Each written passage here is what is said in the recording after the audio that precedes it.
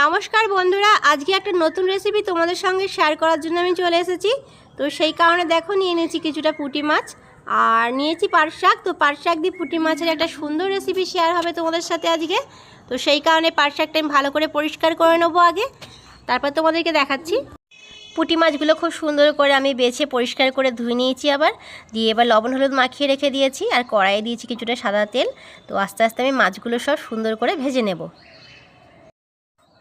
মাছগুলো আমার ভাজা হচ্ছে, আমি ভালো করে ভেজে নেব। দেখো আমার কিছুটা ভাজা হয়ে গিয়েছে আর বাকিটা আছে কিছুটা, তো সেটা আমি পুরোপুরি ভেজে নিচ্ছি। মাছগুলো আমি খুব সুন্দর করে ভেজে নিয়েছি। এবার দেখো যে তেলটা ছিল মাছ ভাজা, সেই তেলের মধ্যেই কিন্তু আমি বাকি রান্নাটা করে নেব।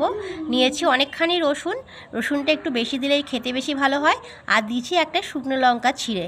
তো এইটা বেশ সুন্দর করে রসুনটা ভেজে নেব। যতক্ষণ রসুনে ভালো গন্ধ না বেরোয় ততক্ষণ ধরে কিন্তু সমানে আমি রসুনটা ভাজতে থাকবো। এখন আমি দেবো একটা মাঝারি সাইজের পেঁয়াজ। তো পেঁয়াজটা আমি কুচিয়ে রেখেছিলাম, এবার হাত দিয়ে আমি একটুখানি চটকে নিয়েছি। দেবে সেই পেঁয়াজটা এখন আমি দিয়ে দিলাম কড়াইয়ে।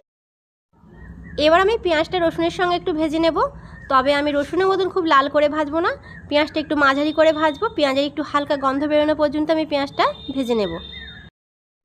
পেঁয়াজটা মাঝারিভাবে ভাজা হয়ে গিয়েছে। এখন আমি একটা ছোট লাল টমেটো পাতলা করে কেটে রেখেছিলাম, সেটা কড়াইয়ে দিয়ে দিলাম। সমস্ত কিছু একসাথে আমি আবার নেড়েচেড়ে ভেজে নিচ্ছি।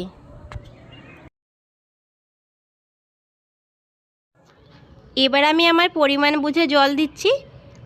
তোমরা যতটা পরিমাণে ঝোল খাবে সেই অনুযায়ী জলটা দিও। জলটা হালকা ফুটতে শুরু করে দিয়েছে। এখন আমি কুচিয়ে ধুয়ে রাখা পাট শাকটা কড়াইয়ের মধ্যে দিয়ে দিলাম। এবার আমি পরিমাণ মতন হলুদ দিয়ে দিচ্ছি, আমার যতটা হলুদের দরকার।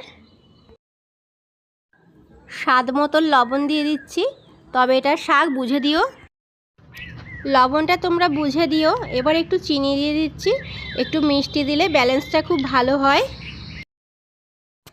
সব কিছু এবার খুন্তির সাহায্যে সুন্দর করে আমি মিশিয়ে নিচ্ছি। শাকটা খুব সুন্দর ফুটতে আরম্ভ করেছে, শাকের ঝোলটা। এখন আমি ভেজে রাখা পুঁটি মাছটা দিয়ে দিলাম ওপর দিয়ে, এবার সুন্দর করে মিশিয়ে নিলাম। শাকের মধ্যে মাছ দেওয়ার পর দেখো কত সুন্দর ফুটছে, খুব ভালো করে ফুটিয়ে নিচ্ছি। দেখো আমার রান্না প্রায় শেষের দিকে। তোমাদের যদি রেসিপিটা ভালো লাগে প্লিজ একটু সাবস্ক্রাইব আর ফলো করে আমার পাশে থেকো। পুঁটি মাছ দিয়ে এইভাবে একবার পাট শাকের ঝোল বাড়িতে বানিয়েও দেখবে, তোমাদের সকলের ভীষণ পছন্দ হবে আমার এই রেসিপিটি। আর ভালো লাগলে প্লিজ আমার পাশে তাহলে থেকো। তোমরা সকলে ভালো থেকো। আজকের রেসিপি এই পর্যন্তই, আবার দেখা হচ্ছে নতুন কোনো রেসিপির সাথে। ভিডিওটি সম্পূর্ণ দেখার জন্য অসংখ্য ধন্যবাদ।